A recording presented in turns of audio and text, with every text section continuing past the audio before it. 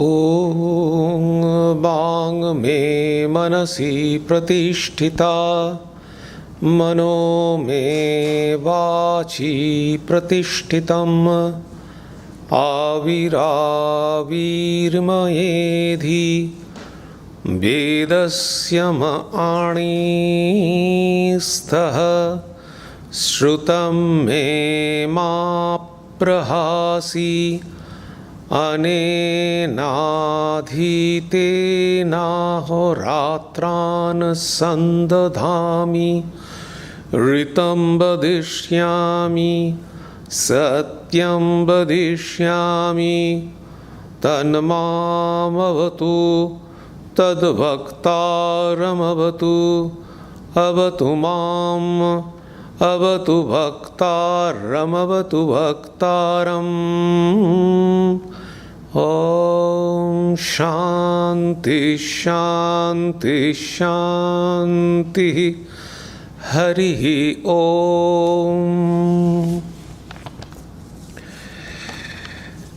Om, may my speech be accorded with the mind. May my mind be accorded with the speech.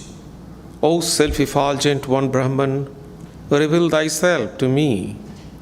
May you both, speech and mind, be the carriers of the highest truth to me. May not all that I have heard depart from me. May I be able to join day and night through this study. I shall utter what is verbally true. I shall utter what is mentally true. May that Brahman protect me. May that Brahman protect the teacher. May that protect me.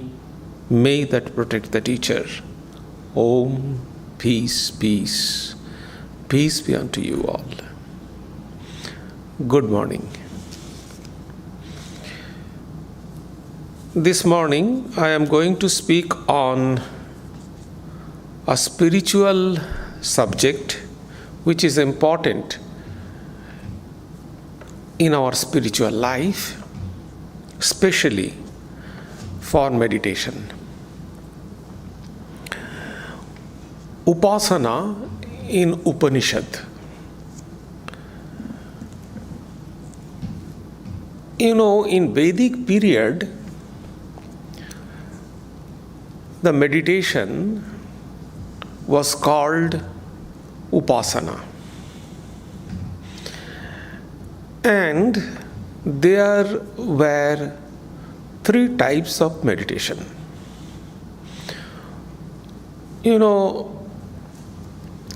The Vedantic practice, Vedanta, especially the Advaita Vedanta, they suggest the spiritual practice as Shravana Manana Nididhyasana.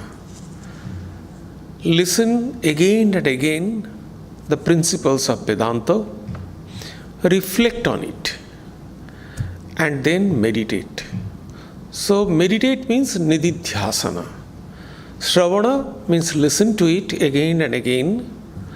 Then Manana, reflect on it, and then meditate, Nididhyasana, meditate on it. So this kind of meditation was, as it is the process in Advaita principles, so Nididhyasana is the subjective principle. Subjective principle means I am meditating, I am the subject. So I am meditating on myself. So this is Nididhyasana, the subjective meditation. This kind of meditation was in vogue in Vedic period. But the other kind of things were, the fire sacrifice, rituals, those were the practice, and during the fire sacrifice there was some kind of chanting and some kind of reflection on those chantings. That was the rituals. And that whole Veda has been divided into 4 sections. It is called Mantra or Samhita. The first part is called Mantra or Samhita, And these 4 parts of Veda is corresponding to the 4 stages of human life. The 4 stages of human life is divided in this way. The first stage, it is the student. In Sanskrit, it is called Brahmacharya. So the Brahmacharya ashrama. See, stages is called ashrama. In Sanskrit, stages are called ashrama. So the first stage is the studentship. So Brahmacharya ashrama. Then after studentship, what happens? The human being, they enter into the household life. So that is called garhastha. And then after that, superannuated life, retire, and they aloof from the whole society, but they are in the household setup. So this stage is called Vanaprastha. And finally, they leave everything and they dedicate it for the worship or spiritual practice. That is called sannyasa. But few people, they jump the stages, and from studentship, they jump into the 4th stage sannyasa. Like me, I left the middle 2 stages, like the garhastha, the household life, and the retirement life. I left those 2 stages and I jumped from studentship to direct sannyasa. So these are the 4 stages of human life they divide. And this 4 life is corresponding to the 4 section of the Vedas. The Brahmacharya ashrama, the studentship, is connected with the mantra or samhita, chanting. If you go India, especially the southern part of India, you can find in Shankaracharya's ashrama, Sringeri Math, or any other ashrama, or in Hardwar, if you go to the north, Hardwar or Rishikesh, the foothill of Himalayas, you can find there are ashramas. And from the morning, the brahmacharis, those are the young kids from the age of 10 to the highest, 40 years. Everybody is chanting from Vedas. Beautiful. In a loudspeaker, they are chanting. The atmosphere vibrant. So this is the, from time to time, that is their spiritual practice. They chant. They learn Vedas. They learn the meaning of Vedas. So this is the Brahmacharya ashrama, the studentship, and connected with the studentship. Then the Samhita. Samhita is the chanting of Vedas.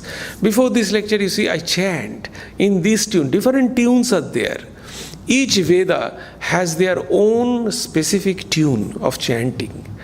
So they chant in this way. They chant this from Vedas. The chant I did in the morning, it is from Aitariya Upanishad. So that is how they chant. Then the middle part is the household life. This household life is connected with Brahmana.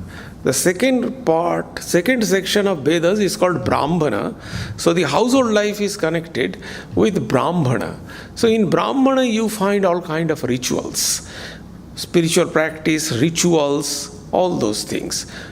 Worship, fire sacrifice, all kind of activities. Ritual means the performing rituals. So all kind of activities you can find. Actually Shankaracharya, these are karmas. According to Vedic period, these were considered as karma. So Shankaracharya actually attacked on this kind of karma. So this was karma. So this is connected with Brahmana. Then coming the retired life.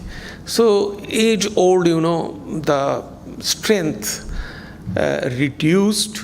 So people, they cannot perform fast, whole day fasting, 2 or 3 days fasting, they could not do. So everything become in superannuated stage, in retirement stage, it comes, everything is mental.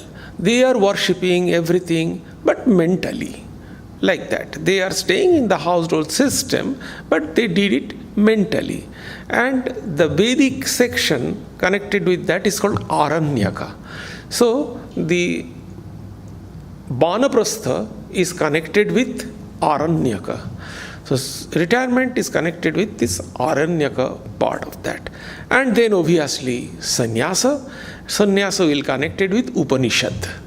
So Upanishad is everything, renunciation, etc., etc. So that sannyasa is connected with Upanishad. In this way, the 4th section of Vedas is corresponding to the 4 sections of human stages. So this is the system. Now, where comes the meditation? Upasana means meditation. The meditation is used, the word they used in Upanishad, you find the Upasana. So first, the sign of Upasana was found in Brahmana. Brahmana means the 2nd section of Vedas, and which is connected to household system. So Brahmanas, and that is the 4 of rituals, the sacrifice. There they chanted few things and they meditated a little bit. But that meditation was called the part of that. That meditation did not have any significance, any importance in the whole system of spiritual practice of yajna. Not importance, but that is part. If you want to do it, in Sanskrit it is called anga. Anga means you can do it, you cannot do it. It is not compulsory. So, in that way, it came, first appeared Upasana in Brahmana. Then slowly we find it crossed in Aranyaka, and the Aranyaka part, when everything becomes mental, the superannuated state, the retirement age after 60 years of that. And there's a very good verse in Manu Samhita. Manu was the social rule maker, you know. In ancient India, Manu framed the social rules. Beautiful, beautiful verses are there. And Manu said, who is considered as the member of Vanaprastha? How can you find that one person is the member of Vanaprastha, or among the people of Vanaprastha, means retirement, retired life? He did not mention about age. He mentioned the signs of the person. And that verse is so beautiful. Just your skin, you can find the wrinkles in your skin. Your hairs will become, brown or white. So all these signs he gave. And then you will find, then you will think that you have entered into the Vanaprastha or the retirement life. So anyway, that's a different issue. But the point here is that we find in the Aranyaka, or that stage, everything is mental. So slowly from that stage we find the importance of meditation comes into practice. And that kind of it is said that the meditation, again, simple on the Vedic scriptures or Vedic principle, they used to meditate. Vedic verse, they used to meditate on that. So that was kind of meditation, and that meditation is called substitution meditation. So that meditation slowly, substitution means slowly, it is actually established its own existence. So in the Brahmana period, that was insignificant. It was there, but it was insignificant. But in the Aranyaka period, that established its identity, means it becomes important. So that is, means it came out slowly, it came out to the mainstream, started coming out from the mainstream, main yajna, that is the thing. And the next stage is the evolution of Upasana is found in Upanishad. So in Upanishad, we find they directly deal with Brahman and ultimate reality. But Brahman is transcendent. We do not know what is Brahman. So they started using some kind of symbols. What kind of symbols they started using? It is very interesting. So, see, now in the present period, we also use the symbol in meditation. If we meditate on light, or we meditate on our thoughts, or we meditate on some object, okay, or some picture. Like that we meditate. It is limited. But in Upanishadic period, they used to meditate the Virata, the huge thing, on sun. And they thought, they equate sun with Brahman.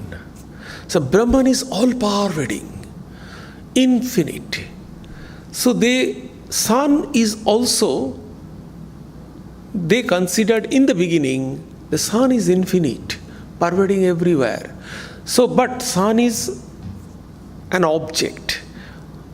It is a symbol. They use the sun as a symbol, and they meditate on sun. It is easier to meditate on sun than to meditate on Brahman, because Brahman is completely, it is a conception. So it is easy to meditate on the perception. So they started meditate on, and it is all pervading. Then they equate sun with Brahman. So in this way they used to meditate. They started meditate on air, on moon.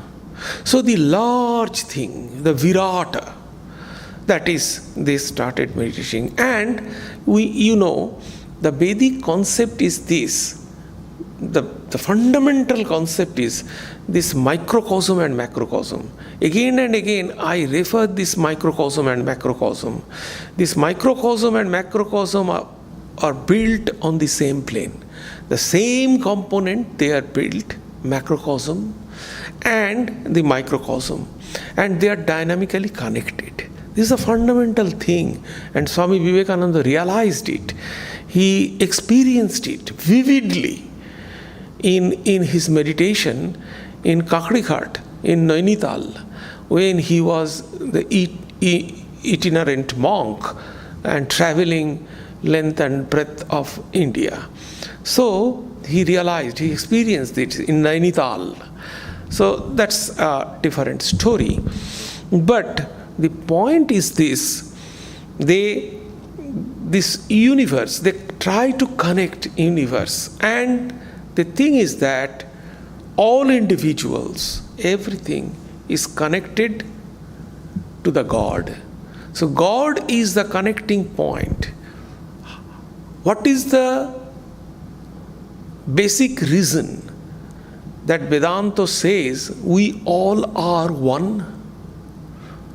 We are one in this sense, we are all connected to God. God or Virata or Hiranyagarbha, different name. is the sum total, is the connecting point of all our own. I can understand the yogis, they could understand or they can understand individual mind. How they can understand? They connect themselves with the Hiranyagarbha or the collective mind, cosmic mind, and from there they could understand the individual mind, because the individual mind is also connected. Just for example, you see, now it is very easy to explain this, give the example of it. We do the email. So where email you are connected? In the cloud. The IT people are there, they can explain it more, scientifically than me. But the point is that our internet, our everything is connected in the cloud. So if you consider cloud is a cosmic conversation things, then we all are connected there. So we all are one and connected there. So that is a kind of concept. And instead of cloud, the Upanishad says Virata. So we all are connected. Virata, Hiranyagarbha, and that is God. So we all are connected there. So that is the concept here. So the point is that these in Upanishadic period, they used to take symbol as sun, moon, etc. And ultimately they identified that with Virata, the cosmic things. That is the idea. Then Brahman. So step by step they used to go there. And the highest kind of these upasanas, these were called upasanas. So highest type of upasanas is called vidyas. So different vidyas are given in Upanishad. At least you can find all 10 major Upanishads. There are 32 vidyas. So like Madhu Vidya, like Shandilya Vidya, like Omkara Vidya, like Dhanur Vidya, all these kind of vidyas are there. So now when this situation is going on, slowly this meditation part is developing in the Vedic and Upanishadic period. By the time other schools, Indian schools, they started developing. As for example, Patanjali's yoga, as for example, Tantra, they started developing. And in the passage of time, actually, they came close to each other. So this Vedic Upasana is kind of little bit intermingled with Patanjali yoga. Then little bit Tantra. So Tantra actually contributed the symbolism. There are numbers of symbolism in Tantra. There are plenty of god and goddesses, mainly the goddesses in Tantras. And not the human form, they are in different form. In stone, different formation of stone, then the geometrical diagram which is called chakras, different chakras. So Tantra incorporated these symbols. So there are different symbols in Tantras. And then Patanjali also contributed the meditation which is called Vritti Shunya, that is no thoughts completely. Yoga Chitta Vritti Nirodha, that is Patanjali said. So Chitta Vritti, no thoughts, completely Nirodha, completely block your all kind of mental modifications. Vritti is mental modifications. Completely stop your mental modifications. So this kind of, slowly everything actually intermingled and integrated, it gave birth a new kind of meditation. And if we group them, there are three groups. One is Pratika Upasana. Pratika means the symbol. Meditation on symbol. That is the first item. Pratika Upasana. You meditate on the symbols. Then the Nama Upasana, the name. Some people are there, they can easily visualize the symbols. In their mental eyes, they can easily visualize the symbols. But few people are there, they cannot. They cannot concentrate on the symbols. They can concentrate on the words. If there is some music, they can concentrate. In lecture, they can concentrate. When they read books, they can concentrate more. So their mind is there who can concentrate on words. So for them there is Nama Upasana. Nama means the chanting the name. Another very important contribution of Tantra is that in Vedic period there was no secret words.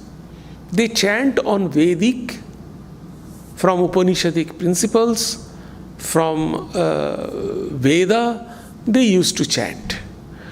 But Tantra introduced some secret scriptical word which is called mantra.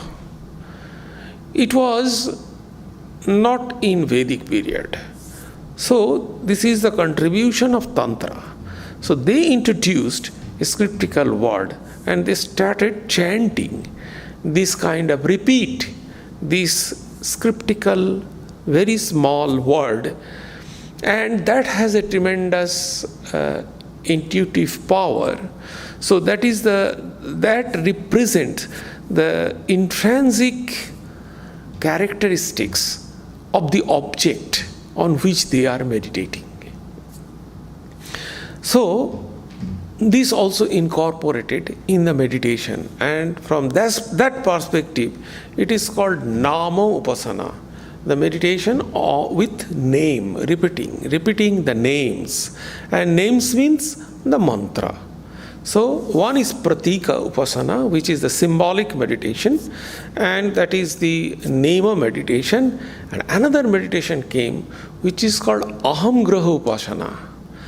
Aham means I, individual, and Graha means grasp. Grasping, become identified. So Aham Graha Upasana. These three types of Upasana came into existence.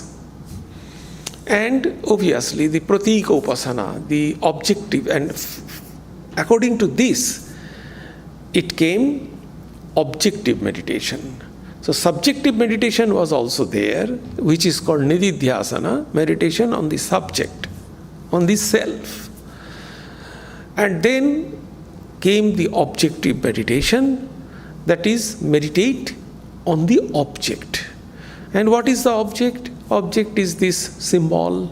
Symbols are the objects. And that symbols, now slowly it becomes limited.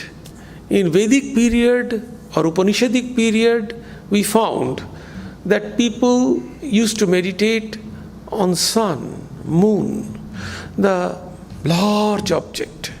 And in Brihadaranyaka Upanishad, you can find another kind of meditation, the meditation on horse. The horse head, yes, it is fantastic actually. And ultimately, the horse eyes is the knowledge. So just identify we know the horse, and just identified that horse with different things.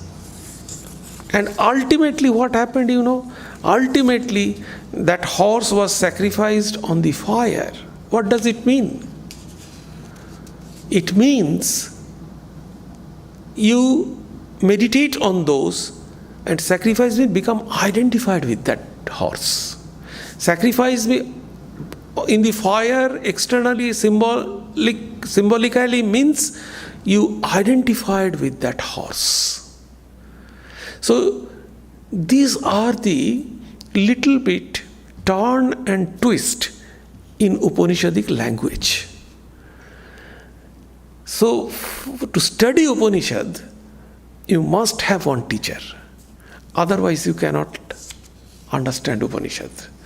Because if you read, there is only this kind of thing, that the horse has been, it has been done like this, you have to sacrifice it. This is in Brihadaranyaka Upanishad you can find. But actual meaning, the inner meaning is this. You can understand it, and slowly you can sacrifice it in the fire, means you become identified with that. So it is easier to identify, because everything is, the Brahman is unknown to us, God is unknown to us, self is unknown to us. So some kind of holding is necessary. Otherwise, how can you meditate? On which you can meditate? You cannot meditate in the blank. It is very difficult to meditate in the blank situation, So that's why they introduced all these kind of objects. So this morning, I am not going to explain you the symbolic meditation. Symbolic meditation, now you can easily understand, There are two types of meditation, if I could say. The subjective meditation and the objective meditation. So subjective meditation was there for Nididhyasana. I said Nididhyasana was a subjective meditation. So whose meditation is a subject. So he or she is meditating on his or her Atman or self, that is the subjective meditation. And then objective meditation is very simple. Either that is symbolic, pratika upasana, or that is nama upasana. You meditate on the name, so that is also the object. So, and the ahamgraha upasana, that is also a kind of symbolic meditation. Now, this morning, I would like to explain the ahamgraha upasana, because it is unknown. Pratika upasana, objective meditation, symbolic meditation, we all know. How can we meditate on the symbol, different types of symbol. The second is the nama, the meditate, repeat the name, chant the name of God. So repetition of mantra, that also we know. It is very popular nowadays. And what we meditate, actually, we call it meditation. These are mainly the Patanjali system of meditation. What he said in his Yoga Sutra book, that kind of meditation, what we call meditation nowadays. So Vedic meditation, actually, you see, the different stages, slowly the meditation became an independent spiritual practice. It was not there in Vedic period.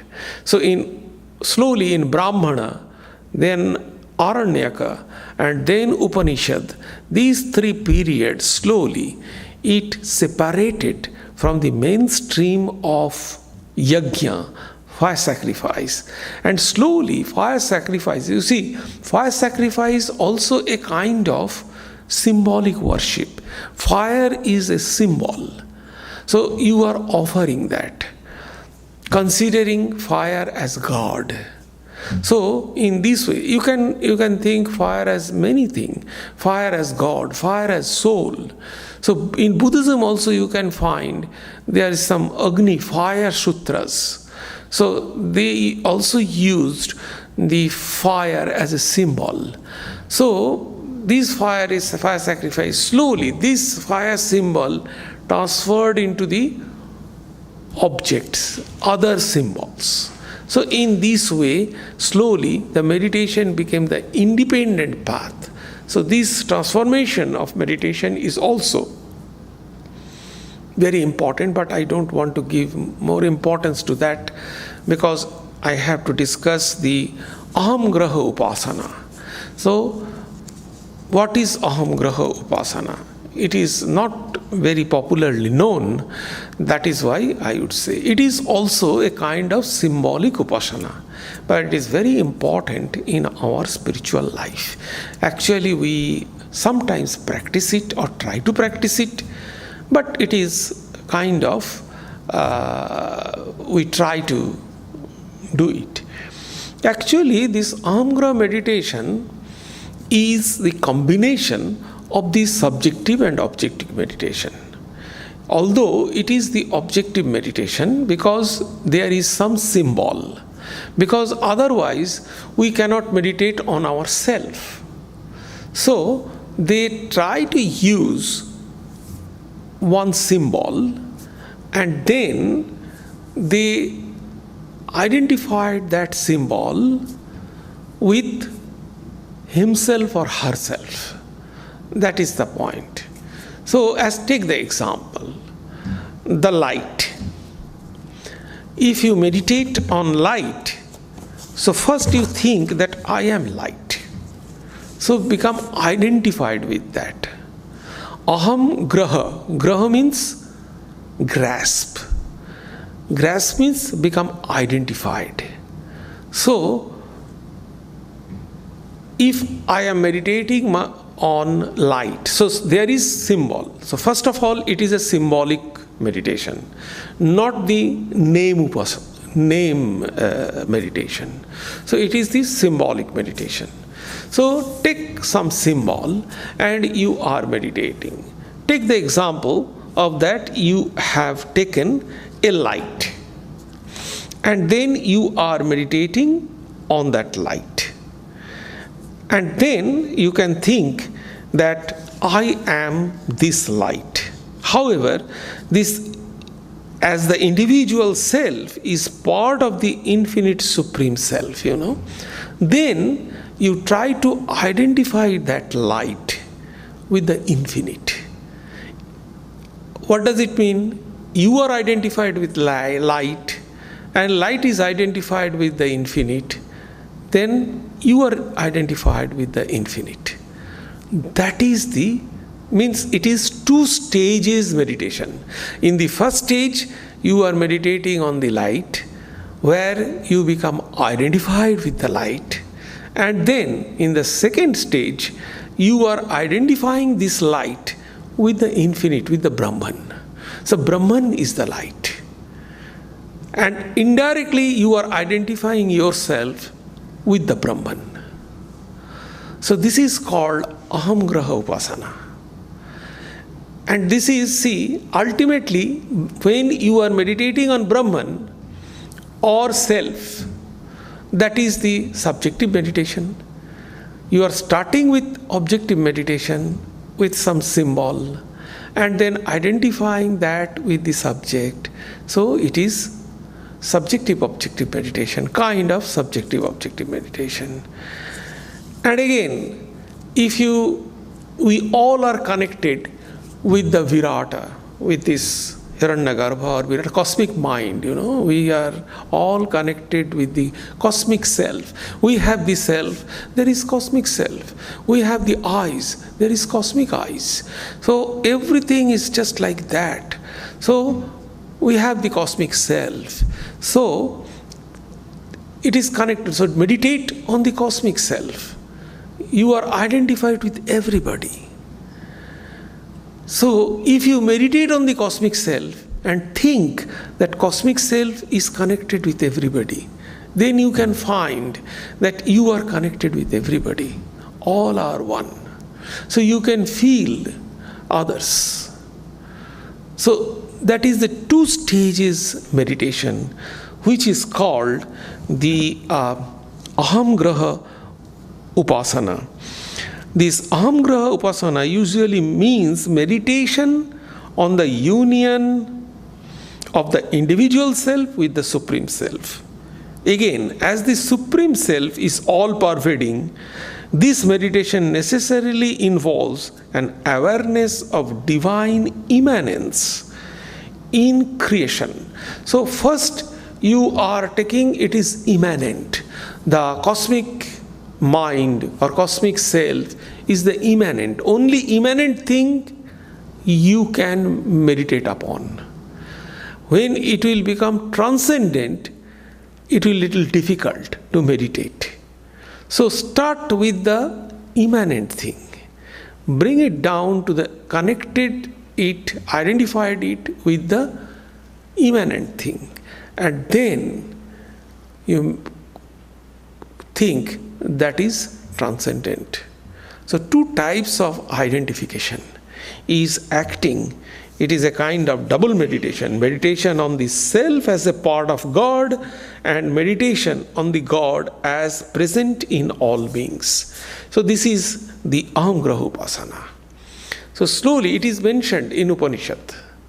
So this is also the highest degree of, this is the fundamental principle of meditation. On the basis of this Ahamgraha Upasana, you can find lot of vidyas. So all the vidyas you can find based, if you try to practice, it is based on Ahamgraha Upasana. So sun, if you meditate on sun, all these are Antaryami Vidya. There are different Upanishads. You can find different types of vidyas. So this is, you say, this Antaryami Vidya, Omkara Vidya, different types of Vidyas are there. Sandilya Vidya, different types of Vidyas, you know. In Brihadaranyaka Upanishad, you can find the Antaryami Vidya is like this, you know. Uddalaka, the son of Aruna, asked the sage Yajnavalkya about the inner controller. Who is the inner controller? In reply, the latter describes the immanence of Brahman in the earth, in the sky, in the sun. He says, who dwells in the earth but is within it, whom the earth does not know, whose body is in the earth, and who controls earth from within is the inner ruler, your own immortal self. Just see the language, confusing language, but if you follow, you can understand it. He said, he who dwells in the earth, but is within it, whom the earth does not know, whose body is the earth, and who controls the earth from within. So see, you are there, but you are inside that. Just take the example of a spider. The net of a spider comes out from the spider, but the spider lives inside the net. So it is within you, if I say in this way, it is within you, but you live in there. So how you can live if it is within me? So it is coming out and you are living there. You are the controller there. And it will go within you. So at the end, when the eggs are, they produced their kids, then they swallow the net again. So it will go inside you. So this kind of things are there. So this is the example. So just like this, they said that in this confusing language, they actually describe, and he is your inner controller, yourself. The last moment he says, he gave the example of the earth, and then he said, he is the controller who is the immortal self within you. So who is the inner controller? Inner controller is the self. And by explaining that, he said that he is within, but you are within the earth, but you are controlling the earth. Like that. If you think very slowly and understand it, you can understand the language. But if you go through Upanishad very fast, like a storybook, you cannot understand that. The language, they intentionally made this kind of language. So for study Upanishad, you must need one teacher, otherwise you cannot understand. You can read the word, but you cannot understand. So every word has some inner meaning. And always Upanishad connected the microcosm and macrocosm. That is the underlying principle of that. That you are Brahman. How they could prove that you are Brahman? So they try to, you see, again, the 2 stages meditation, 2 stages understanding. They are connecting individual with some kind of sun, air, moon, earth, some bigger, wider, not infinite, but a huge kind of thing. And then they are identifying with the universe, because earth, air, fire, all these are the gross element of the cosmos, macrocosm. Because 5 elements is the gross element of the macrocosm and microcosm. That is the basic ingredient, this 5 gross element. So that is why they connected with that first, and then they connect it with the Brahman. So this is Ahamgraha Upasana. Now try to figure out that I shall not explain, I would leave on you. How can you connect this Ahamgraha Upasana with your spiritual practice?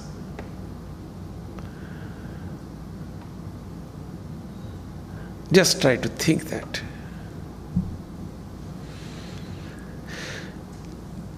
Do you have any question?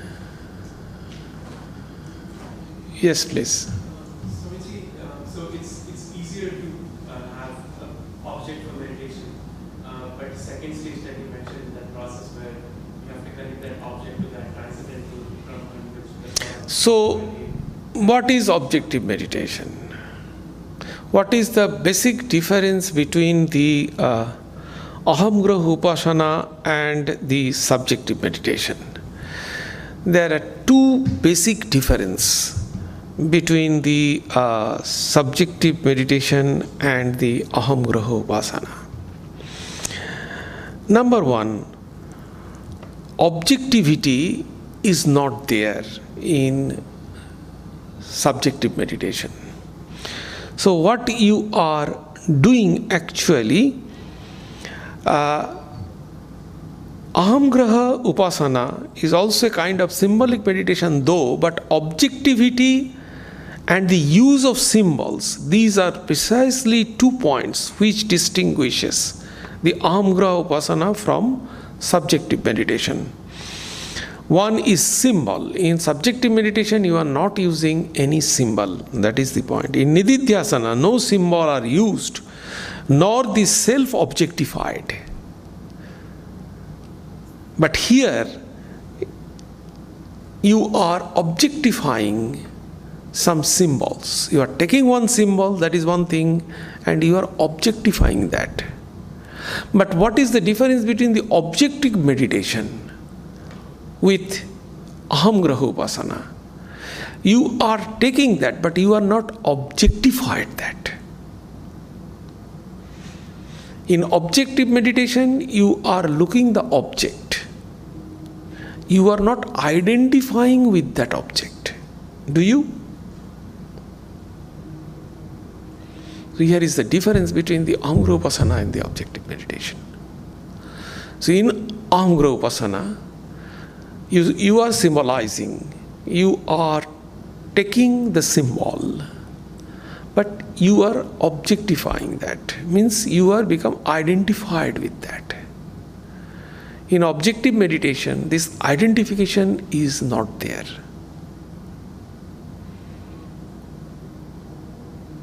So in objective meditation, you are thinking one object.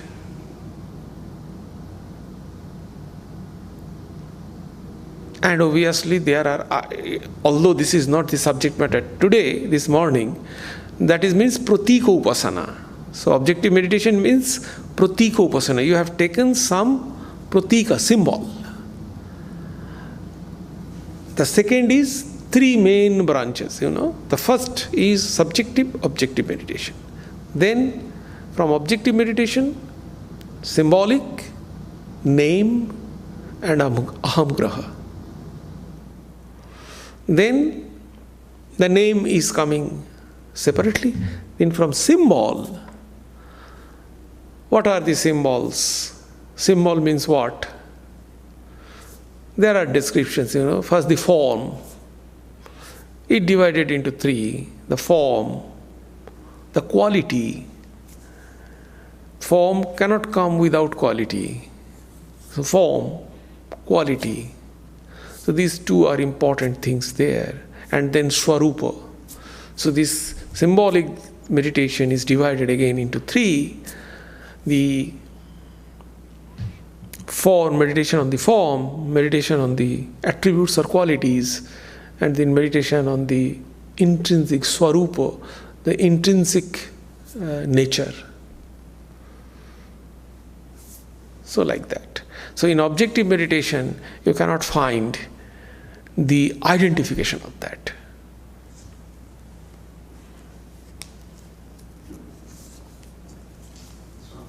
Yes. You mentioned that perhaps is a way to start slowly with an object like the sun, and then transcend to the self. And it's hard to do without it. Is it possible to skip that and go just I am oneness with God? Yes, it is possible. It is possible. Definitely it is possible. But it is very difficult.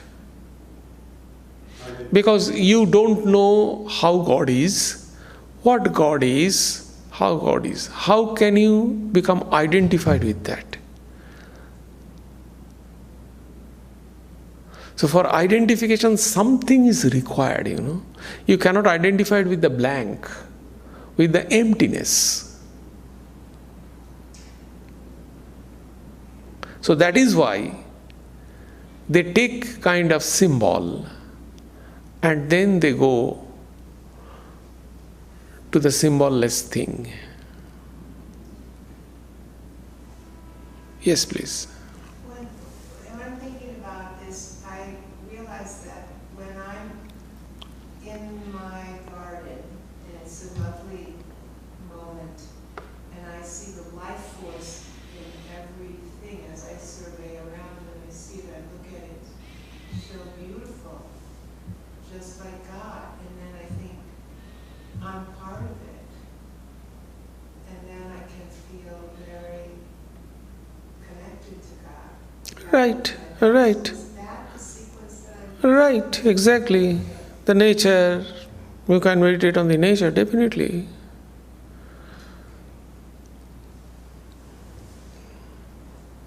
So that's what I said, that these are the systems. Now you have to find out, you have to figure out that how you can, where this kind of meditation or all these kind of meditations are falling in your practice of meditation. and try to set it.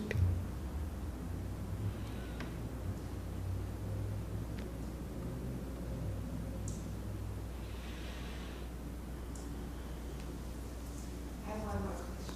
Yes, please. There's, someone was speaking on YouTube that I was listening, and they said, here's a great way to meditate all the time. They said, just watch what Karen is doing. Go through the day watching Karen, watch what Karen's thinking, what's she thinking, what's she doing. And they said, if you do that, it's like meditation. I just want to see what you think about it. Right. Exactly. It is a kind of witness. It is a kind of witness. So it's a valid thing to do. Yeah, it is a kind of witness practice. It is good. Yeah, sure. In this way you can detach slowly from one layer to another layer. I don't say that it is a very high kind of thing, but when you properly establish to that thing, that's a definitely, and actually this kind of, on the principle of this kind of spiritual practice, one book is there, written by Shankaracharya, which is called Drigdrishya Viveka.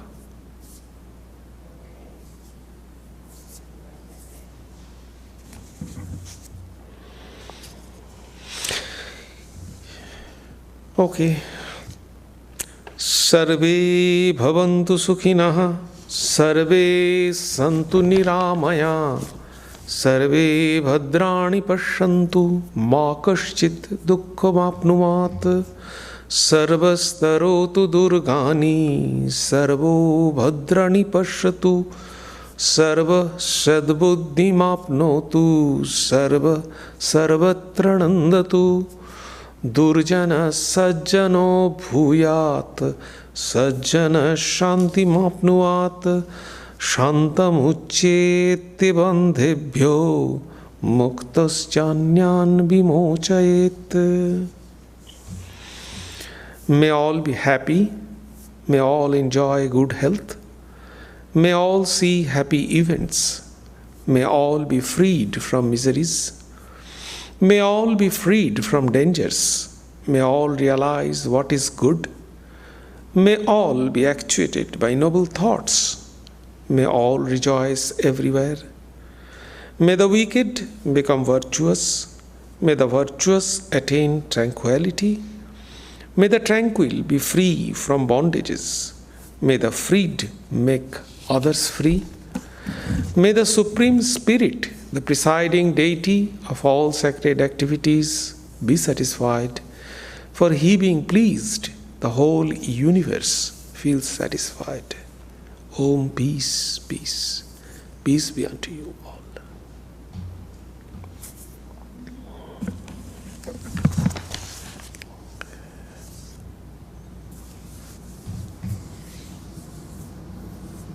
There are few announcements. So next Sunday at 11 o'clock there will be a talk by Swami Prasannatmananda. The title will be The Meditation, Their Obstacles and Removal. Then the following Sunday we do not have any lecture because that will be the 19th February, because 18th February we have Shivaratri Puja here, the worship of Lord Shiva at 7 p.m. to 9 p.m. And I request you all to join. There will be beautiful devotional singing.